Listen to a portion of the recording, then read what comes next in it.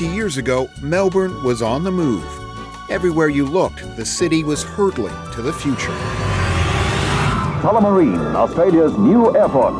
Everything is new, even the hosties' uniforms. An air terminal equal to or better than anything, anywhere. A brand new international airport was opening, with a plan to whisk passengers by rail to and from the CBD.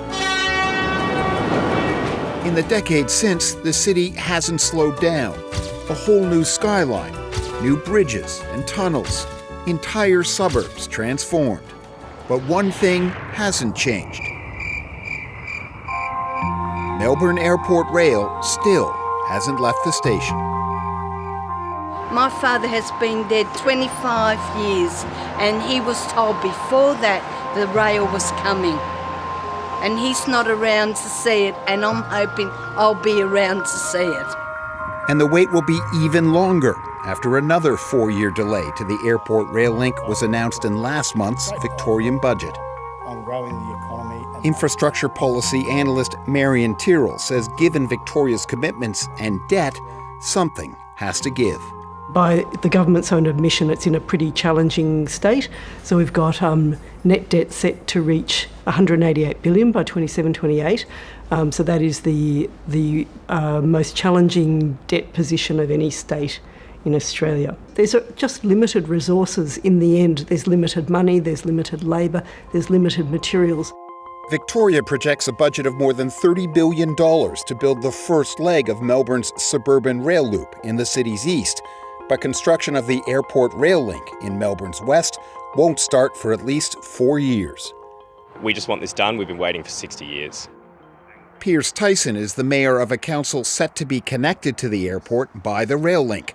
The signs of early works for the now stalled project are already 1.5 years old. I think the frustrating thing is that we are 99% there. The state government's allocated $5 billion, the federal government's allocated $5 billion.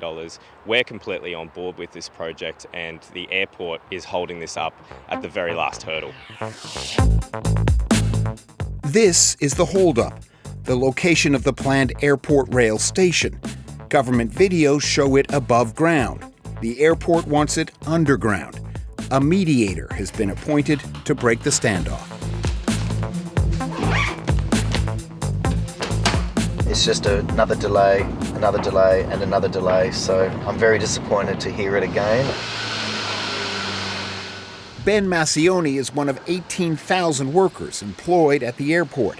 When he heads for his airline cabin crew shifts, this is the only option, to drive.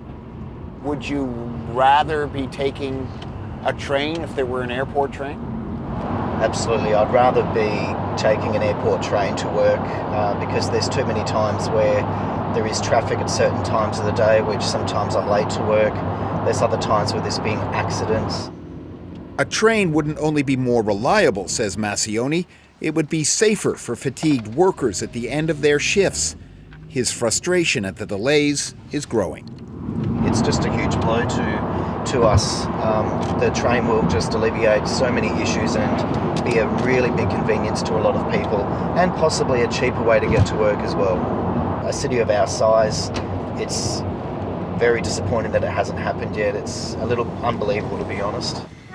After all, taking a train to the airport would let Melbourne join Sydney, Brisbane, and Perth. That's the dream. But this is the reality in Melbourne. Skybus, 2390, one way to the airport on the freeway. For many, it's a trusted friend, low-tech and reliable, but it's not a rail link. And the gloves are off in the fight over who's to blame. I believe that there is a conflict of interest here. The airport benefits if this project doesn't go ahead. The airport makes $160 million a year in parking revenue. Melbourne Airport need to work out who they're serving, business travellers or the wider community.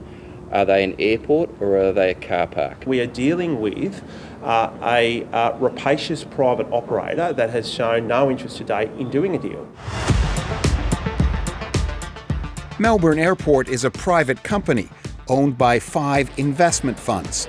It declined to make anyone available for an interview. But it fired back in a statement. An underground station provides better future-proofing, it said. It was the state government that ordered a stop work on the project. It was the state government that removed funding from its budget. It is Melbourne Airport and the federal government seeking to move this project forward. And Marion Tyrrell says, despite public statements from the state government, this project may not be as shovel-ready as is being made out. It seems like it's not ready to go ahead. Infrastructure Australia's job is to assess these projects that are seeking money from the federal government. And when they did it, they said, look, it's an early stage proposal. It does need a lot more work on the cost estimates, the cost escalation risks, and the stakeholder engagement.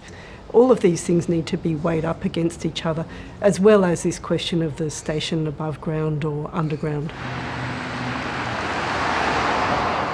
For many in the suburbs waiting for the promise of airport rail, they're not counting on it. Consecutive governments, isn't it really? They all just keep putting it on the back burner. They promise, but they don't deliver. I don't even know if I'll see it in my lifetime.